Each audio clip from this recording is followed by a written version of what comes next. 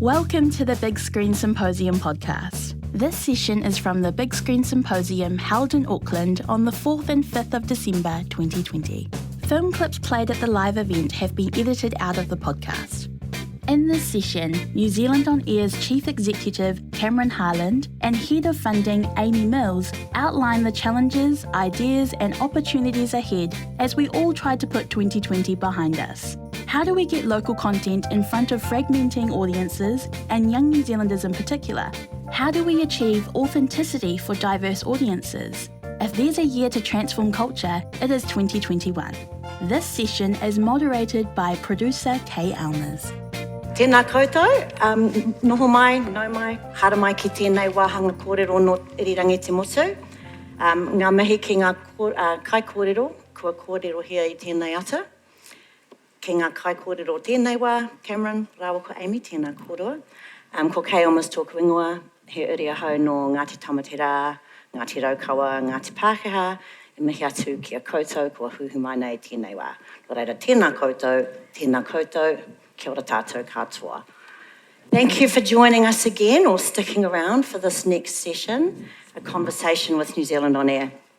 As Paula mentioned, the theme for this symposium is transforming culture and in the New Zealand landscape. There's a leading role played by New Zealand On Air. So their role is investing in public media content which reflects our cultural identity, which in turn helps to build social cohesion, inclusion and connection. So that is very transformative and we look forward to the next few years. So in this important session, we're going to hear from New Zealand On Air as they reflect on this extraordinary year and also give us a glimpse into future activities. But we thought we'd start by celebrating the work of NZ On Air and taking a look at some of the projects that NZ On Air funded projects that have been released over the last year. So we've got a lovely show reel that they've prepared that we're going to take a look at now.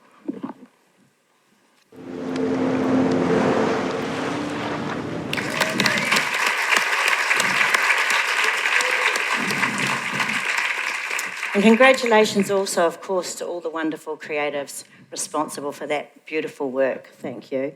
And I would actually like to start by thanking NZ On Air for your performance in these challenging times this year. I've been in a commissioning role most of the year, so we had quite a large slate of projects that we were working across, and I can honestly say that the team just never missed a beat. I think NZ On Air embodied the key words of 2020, agile, pivoting, all of those things, because, I was aware what we were dealing with was a tiny portion of what you were doing, introducing new funds, and the consideration and care that I saw the staff show towards the projects that I was looking after was extraordinary. So I would really like us to once again thank the whole team of NZ On Air for getting through the year.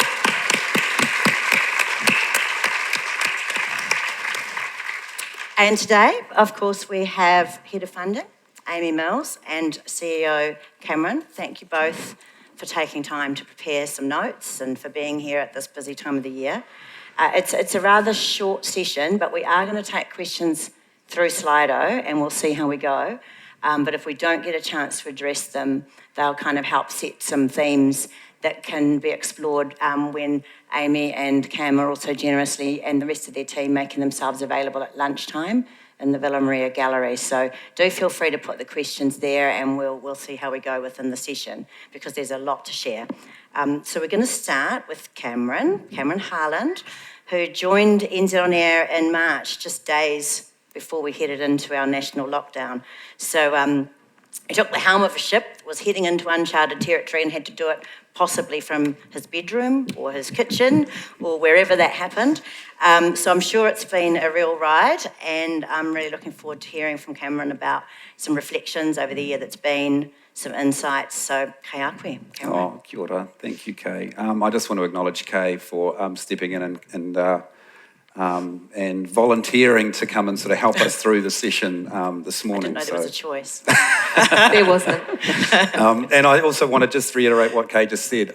That's not our show reel or highlights reel. It's yours. It's the sector that we humbly support and continue to. I think it is important just to kind of take stock for a minute and just kind of acknowledge that there have been, a huge number of highlights, and I think that reel sort of pays testament to that, really. We saw some amazing performances from local content, whether it be sort of One Lane Bridge that sort of rated its socks off in a time when everyone was at home wanting to watch something, that they could get their sort of teeth into. Paddy Gower Weed, I think, was in that reel. Really, really popular but also important messages, and acknowledging a whole bunch of the various diverse audiences that we support through our funding, but of course are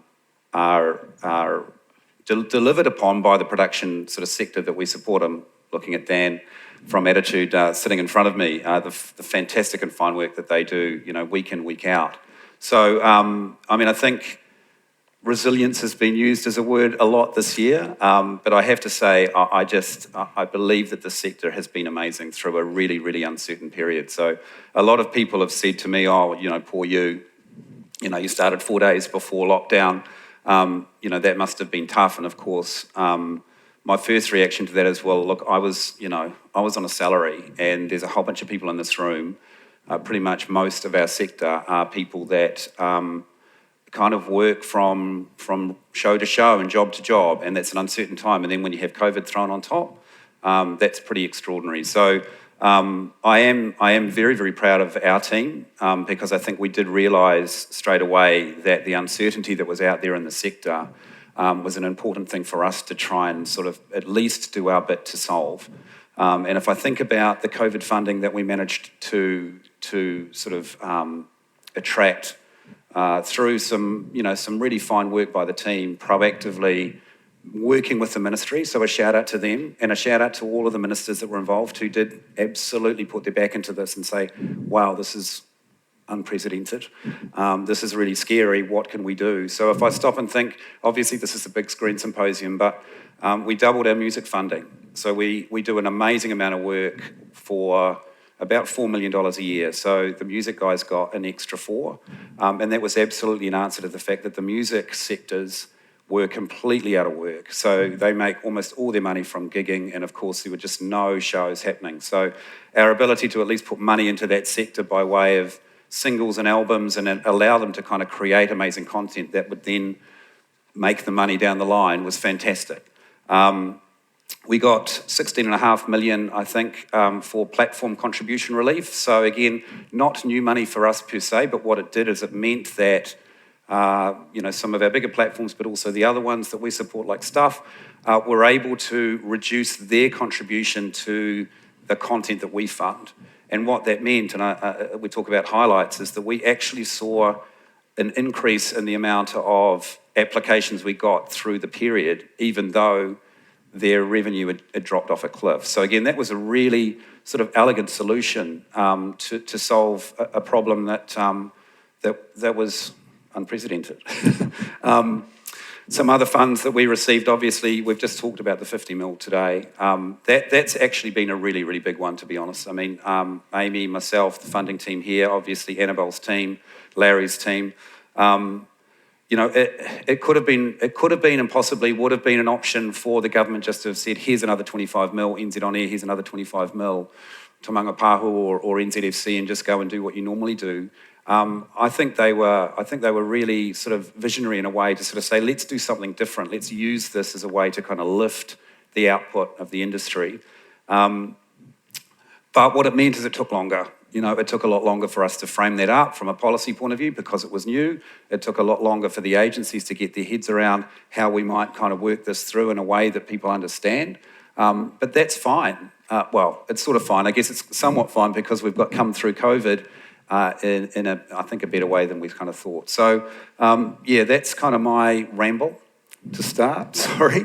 But I guess perhaps it's a good way to sort of frame this conversation, which is that's what's happened. And to a certain extent, what that has meant is that I still don't really know what business as usual is. I don't know what normal is. Someone said to me the other day, oh, how often are you in Auckland? I said, I have no fucking idea. I don't know how often I'm supposed to be in Auckland. Probably a lot. But that's a good thing, right? I mean, I think we heard from, was it Corey yesterday that was talking about when you don't know what the rules are to be broken, it kind of makes it easier to create something new. Yeah. And look, the one last thing, and it isn't off. I have said this a couple of times, that it embarrasses Amie all the time. But as a person that had 4 days in the office and was trying to work out what sort of the normal was, this kind of angel from maternity leave rings me and says, I'm ready to come back and help. And to be fair, I think she was ready to come back and help because she kind of needed some space away from Maisie. But, the 700,000 that we sort of found, which was literally just kind of leftover funds that we just wanted to get out into this, I think that was, for me, was the best signal that we could have sent. Like, we've found what we can, let's get it out and get content made, but people in work. And that was on top of a business as usual funding round, so it was really fantastic just to have someone come in and go, I'll just help you with that. Obviously, the funding team sort of did the mahi as well. But and also creatively, like, I don't know how many people have seen Inside. It was on Prime and Neon. So that was Morgana and Pete and our whole team, but they did it all in lockdown. It's this amazing kind of psycho thriller drama / comedy. So what was amazing, again, the resilience language, but it was creatively watching people respond to that and figure out how they could make something completely in lockdown. It was quite remarkable, So it's a good time to turn to you, Amie, because as Cameron's mentioned, you're recently back from delivering your most important production to date. Work in progress. Congratulations. Beautiful daughter, and thank you for coming back early. So Amie's been with NZ On Air for about 2 years, and excluding that time out to bring her production to life. And before that, TVNZ's Commissioner of Children's Content. So, Cameron's given us sort of a bit of an overview of what's been happening in the year. I think, Amie, you're going to turn a bit more to kind of future planning, what's going on there, and give us a bit of a run through some future activities. And Cam's already said it, but it is worth thanking Big Screen and Janda and Kay, because at the very last minute we decided we didn't want to do death by PowerPoint, because we just sort of had this whole slide set out, and then we realised that when you're actually talking about transforming culture and when you're coming to these kind of events, the ability to just have a deeper discourse was sort of what we felt needed to do. And in particular, we had a strategy session. It was actually just predated you hadn't quite joined, but it was looking at the unique position that Irirangi Te Motu has in the sector, and what does that mean in terms of what aren't we doing enough of? And of course, COVID kind of throws everything in the air, but in an interesting way, COVID kind of sharpened the things that had come out of that early strategy session. So if there was going to be a slide up top, it would have kind of 4 strategic themes.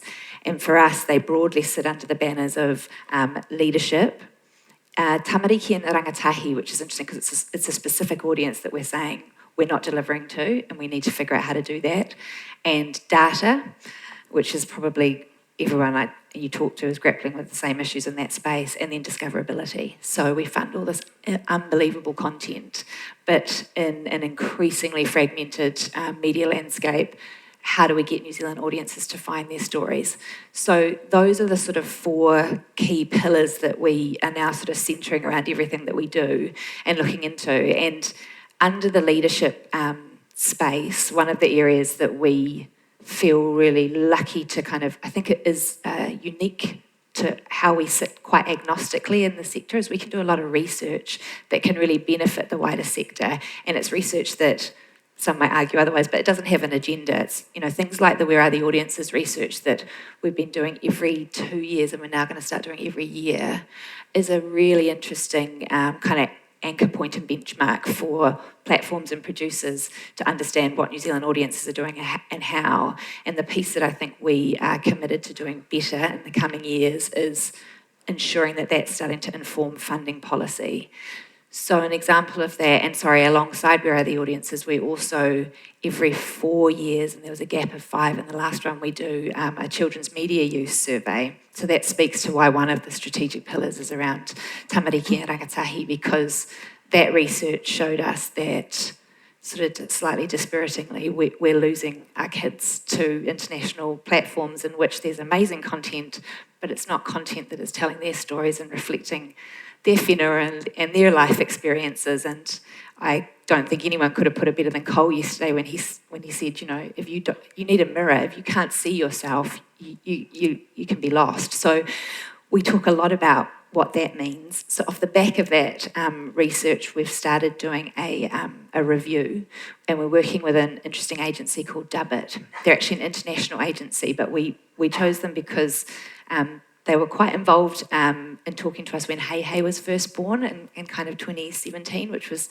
my passion project when I was at TVNZ, and it was trying to build a platform and a home for New Zealand children, which is initially a standalone website and app. It's now been migrated into TVNZ On Demand for various reasons that aren't worth going into, but Dubbit were really interesting because they do a huge amount of global research around children's content, and so they're doing a kind of desk research piece for us. They're talking to New Zealand practitioners and platforms. They're talking to international practitioners in countries that are kind of comparative in size and scale to New Zealand to say what's working out there, what are the learnings, what can we lean on, and that's going to be a really key focus for us next year is how do we do that better, and how do we ensure that the sort of limited amount of children's pūtea and funding we've got is getting to them. It's probably also worth just noting that throughout all of this, we're really clear it's not just on us. That's right. And it's not about sort of saying who else is it on, it's actually that we're all in this together. So there's actually some really interesting work already being done as well by RNZ. Yeah. By TVNZ. So we are kind of engaging across the sector around this because it's ultimately not just our issue, it's everyone's. How do we make sure that we solve this problem in a kind of coordinated way? That's right. And most of you probably know this, but the way the funding works is that producers need to come to NZ On Air with a platform supporting their mahi. So in so many ways, it has to be in lockstep with the sector, otherwise it's all kind of disjointed. So that, yeah, you're absolutely right, that partnership piece is critical. The other thing just to add as well around the focus of next year is we're doing a review of our New Zealand Media Fund, which has been in existence for 3 years. And when it was launched, the intent was at the 3-year mark, let's have a pause and look at it and how does it work and what could be tweaked. For those that might not be familiar with it, the New Zealand Media Fund underpins everything that we do. For those of you who remember, I think it was launched at Big Screen in 2017, and you had that diagram of all the kind of knotted wires that were all kind of individual, quite specific, siloed pots of funding, very geared traditionally towards linear television and what that meant. And the overhaul to the NZMF was fundamentally trying to keep pace with the changing demography in New Zealand and the rise in digital technologies and media consumption on those platforms. And so it was arguably simplified into talking about the scripted funding, factual funding, platforms and music, but platform agnostic. So that work is underway, and there's been quite a few conversations happening across the sector, and that'll be something in the new year that we will bring to the sector and talk about. Can you just tell us a bit more about how what does the review look like? Like what sort of shape, form, who's been involved with that? Yeah, sure. So we commissioned Hal Crawford, who, if any of you have worked in the journalism space, he was the ex-head of 3 News, and he's actually left NZ, went back to Australia. He's an Australian, and he's a very, very brilliant mind, and we'd worked with him in the past on a few different things, and in a conversation with him, we were talking about the review, and he said, I would be so fascinated in helping you develop that. And so we've commissioned him to undertake research. I think he's done about 26 interviews across the sector, across a whole range of individuals and practitioners, platforms, producers, different providers in the platform space that we fund. Those that you could argue will probably be more pro-NZ On Air and those that aren't necessarily. So he was getting a fair view. And he has written us a really lengthy review, which is still in the process of being put together, but trying to look at the key aims of the NZMF. You know, we talk about quality, discoverability and diversity, and what do those aims mean? And he's trying to say, are you delivering to what the intent of what it was, which was to try and simplify the funding and keep pace with the change. But it's quite clear, isn't it, from sort of early conversations that data's massive. The ability to have a bit, and Cam will talk to this more, and discoverability of content is coming through as a key piece that we need to address. Yeah. Are we ready to head on to talking a bit more about data? Is that where you'd like to go next? Yeah, I mean, I think as Amie said, this was, these sort of themes were agreed prior to me starting, and obviously prior to COVID.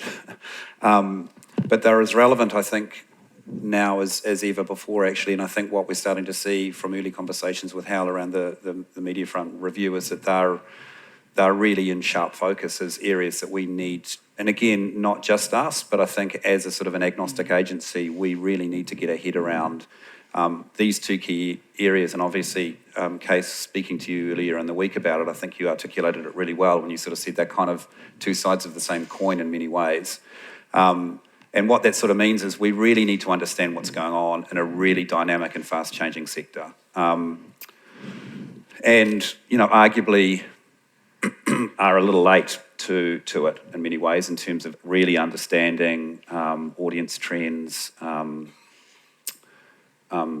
how we encourage greater diversity, authenticity, a number of those really important aspects of kind of the content that we fund. A unified cross-platform metric, if you like, as one of the things. How do you comparatively look at linear data as well as online data? Yeah. So the starting point for us is that we do carry a lot of data. So, of course, you know, as you would expect, we get the Nielsen data for linear. We try and get digital online data as well. Kay, you made a really good point about, you know, the difficulty in what some of that digital data actually looks like, what constitutes a view. If you've just scrolled through your Facebook feed and there was a video but you never even clocked it, does that count? You know, should it? I mean, obviously, from our point of view, we would say no. Producers will report that counts. But trying to get a head around that just on its own, so audience data full stop, is a really, really big piece of work that we need to kind of think about. But to Amie's point, then we go, what else constitutes success, right? And then you start to go, well, if we want to kind of redefine what success looks like, then we need to redefine what we measure, and we redefine what we're held to account upon, which I'm really excited about. Like, we've got to put our back into that, but there's a lot of complexity around that. I mean, in an ideal world, I've been talking to people about this in recent weeks, that if we could come up with something that sort of said, okay, here's the audience data, you get a mark for that, right? But that changes as well, because if we're funding a high-end premium drama, then we would expect linear audiences to be X. If we're funding something at a smaller level or for a really important but slightly smaller audience, then we're not going to expect that. But that shouldn't count against that piece of content, right? So you do that. Then you also look at what else is happening with that content. So what social engagement is there, or community engagement that comes about because of a piece of content that may not have got a huge audience but has had a massive impact on society or a community. Cultural impact, critical acclaim. So if you could kind of come up with something that sort of said, here's genuinely the definition of success of any piece of content that we might fund. And it's not a blunt sort of tool of, oh, well, how many people watched it? Mm-hmm. I think that's really exciting, but I'm also really nervous about how we get to it. So I can see it's hard to get to it, but I mean, it's really heartening to hear, because to me that says what you're talking about is equity versus equality, right? You can't have the same measure of success. I think there's a quote, actually I've got to think about this. It's like treating different things the same can create as much inequality as treating the same things differently. So what you're talking about is actually having, or being able to have, kind of tailored success measures for what the intention of that particular project is. Yeah. So I guess then, like you said, the devil's in the detail. Are we heading to a place where there might be some kind of template that data can be delivered to? Because I know that a lot of people are struggling with what data do you want to see and how are we going to see it? And then the other tricky side of that question, particularly given that a lot of projects are now going out to audiences on so many different platforms, who's going to be responsible for collating that data? How is doing that resourced when production teams have long moved on to their next project by the time they're still meant to be reporting on data? So yep.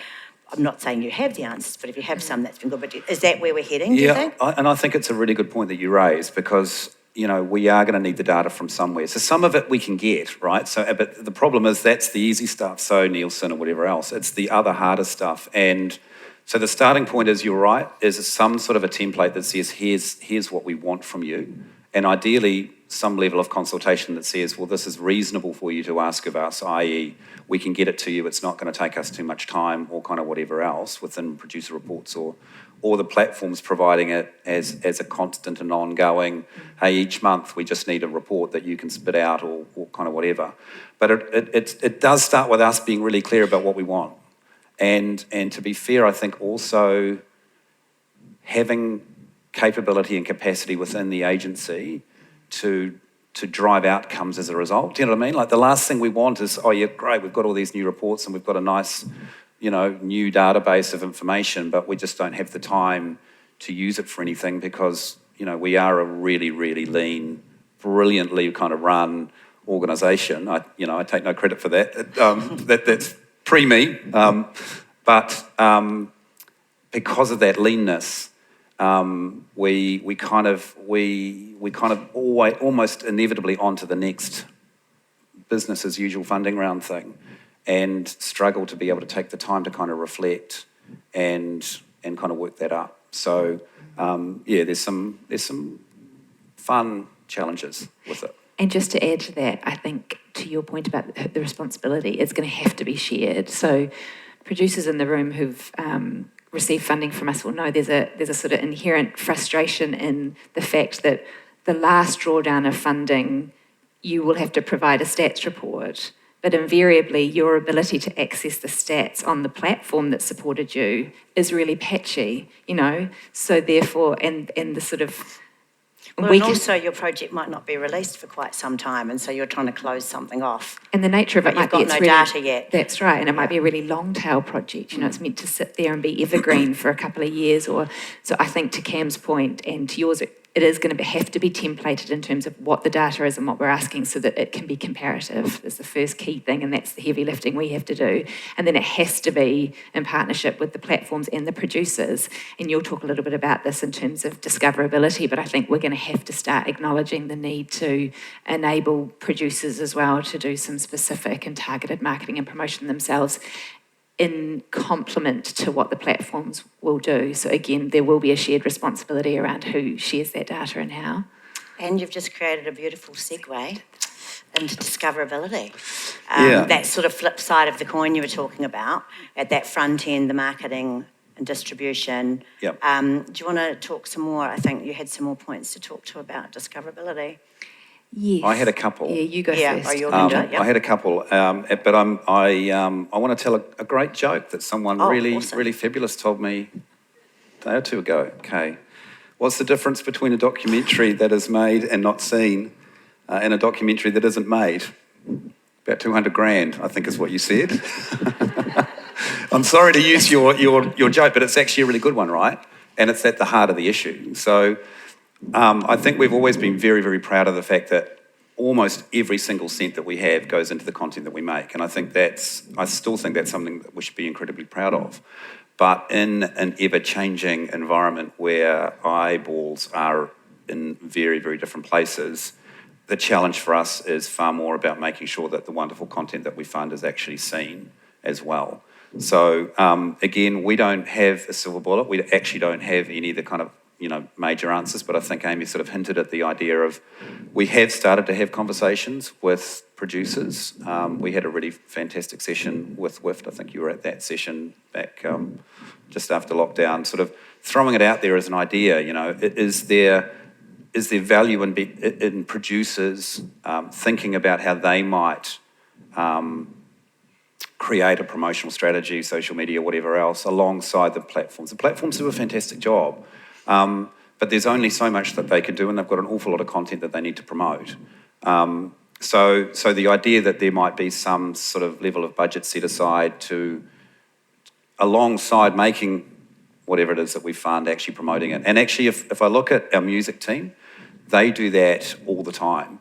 So they do an amazing amount of work for relatively small amounts of money, but every single single that they fund has an allocation for some kind of video material. So back in the day, it was probably a music video. Nowadays, it's 10-second TikTok videos or whatever else. But that seems to work quite well for Benny.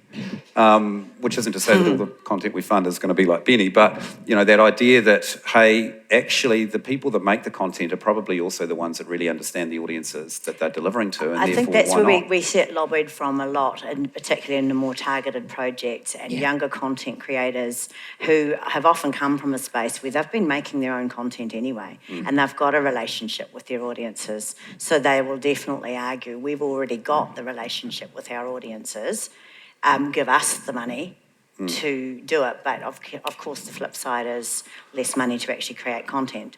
But why create content nobody's?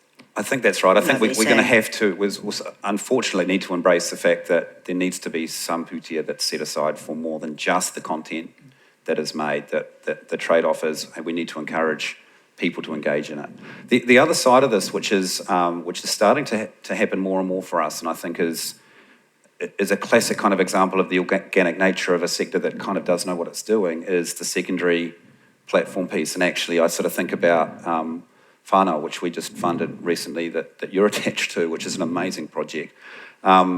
You came forward with a primary platform, which is what we need. So we need someone that can actually commission the content and can have sort of an oversight position to ensure that, our funds are appropriately spent and deliver the content. But you brought secondary platforms in the name of RNZ and RE, I think. That's and right. Prime. So it's four platforms. So 4 platforms. So, that's addressing the fundamental, right? And the specificity of RE being part of it, because now the rangatahi, are they 21? They'll be turning 21 next year. So their voice yeah. is centred. Yeah. So then the importance of RE as a platform becomes, yes, it's that's so really it is, and it is powerful. a shift for producers having to spend a lot more time thinking about marketing, distribution, and then at the tail end evaluation, as well as actually producing the thing. So I'm probably going to live to regret this particular approach. But that's and hence, and obviously I'm here as an advocate often for independent producers, and just going, we need to acknowledge that. We need to acknowledge that producers are holding a lot of extra it's burden, and that it's time and it's resource. Sorry, I was going to say, we were at a fantastic panel that you moderated yesterday, and I think listening to a number of the conversations on that stage about, look, if this stuff is important, and it is, if it's utterly fundamental, then we need to sit down and work out how we assign the budgets to ensure that the mahi's done, right? It's not okay to say, well, we really want you to do this and this and this, but, we're only funding you like we have in the past, acknowledging your point that our funds aren't growing. So I think the next piece of work around that, they're sort of administering, so producers being able to bring content to us that might have lines in the budget now that are very specifically about marketing and promotion paid external to the platform support. I think that is going to be the piece of work we now have to do, is work with really skilled practitioners who know what they're doing in this space, and we're already starting to have those conversations to say, what can that look like? We need to monitor that really carefully. We need to ensure that doesn't inflate budgets so hugely that we are then compromising content outcomes. And how do we then measure that so that we can see that it's working and why? And I think there is a structural issue, which is why we're looking at this now, which is that actually to develop the type of collateral, stills, that the content that you need to then reach your audiences, it has to be done right at the outset, doesn't it? It needs to be done while production's happening. So I think often that frustration or the tensions have existed where the platforms are doing a fantastic job, but the marketing team are getting the content so late that oftentimes you can't harness the way you need to make the content to then get to audience, so there's a piece there that I think we're acknowledging. And then there's questions about how much do you want to release on social media during production that's teasing audiences, and how much does it just go cold by the time it comes out. So there's a lot in that marketing space. That's right. So I think there'll be a key piece around capability building for the sector. It's like, how can we help those learnings be shared so that that's kind of more widespread and normalised, and we start to see that rolling.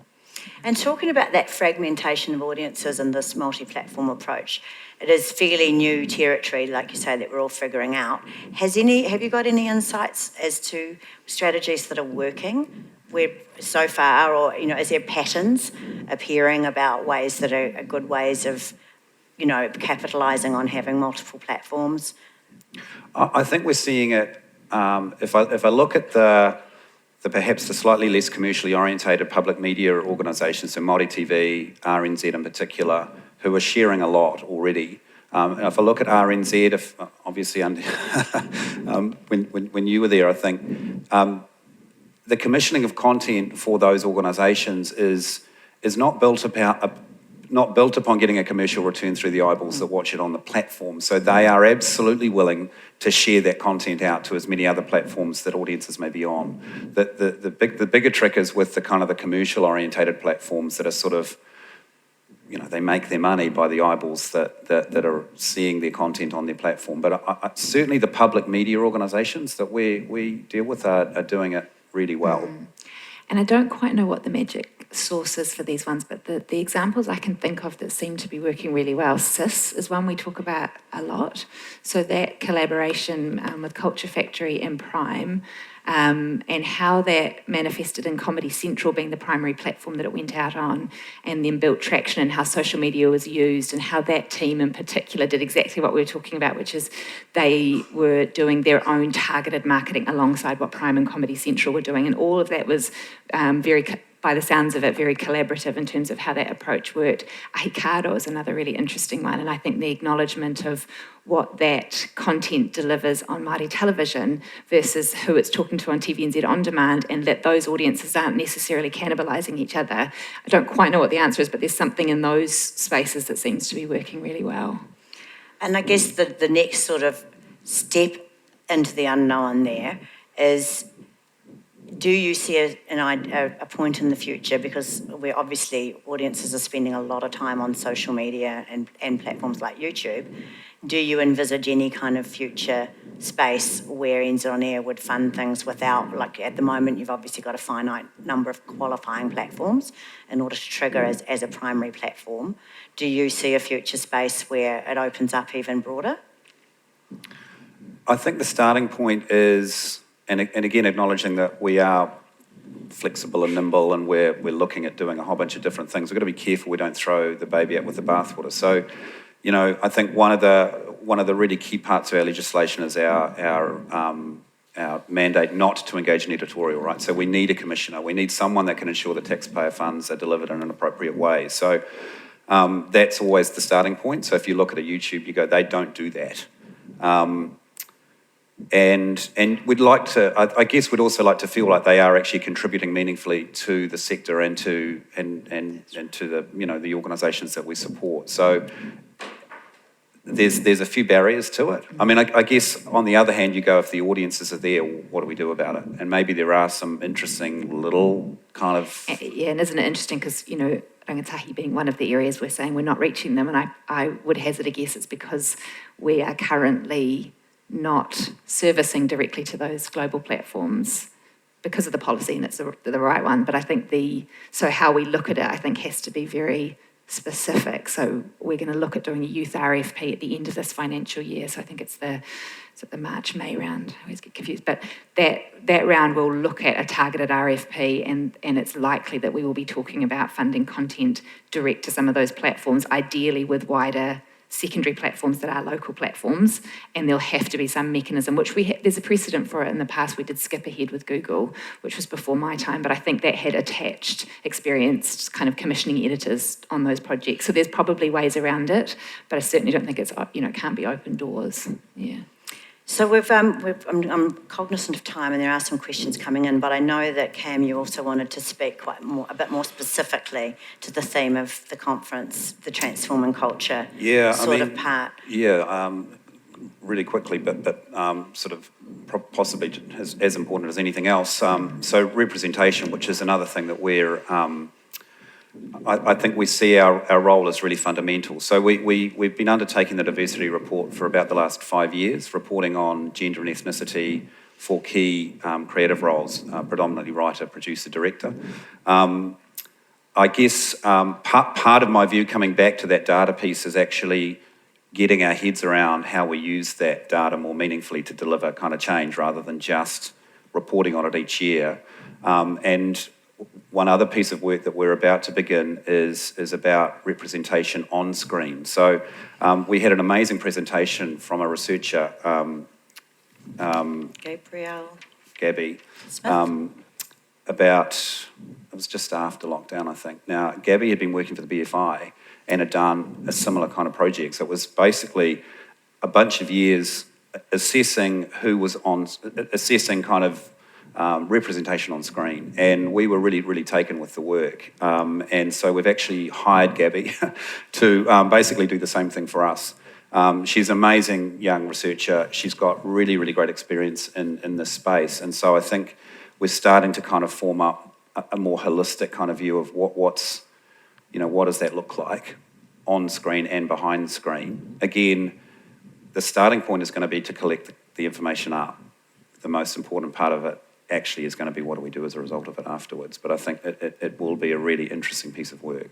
And of course, I mean, certainly the arguments that our panellists on our Indigenising the Workflow session yesterday would argue that if you get it right off screen, it's going to be right on screen. Yeah. That kind of authenticity, like it's if the key creatives, the people holding the IP, are the right ones.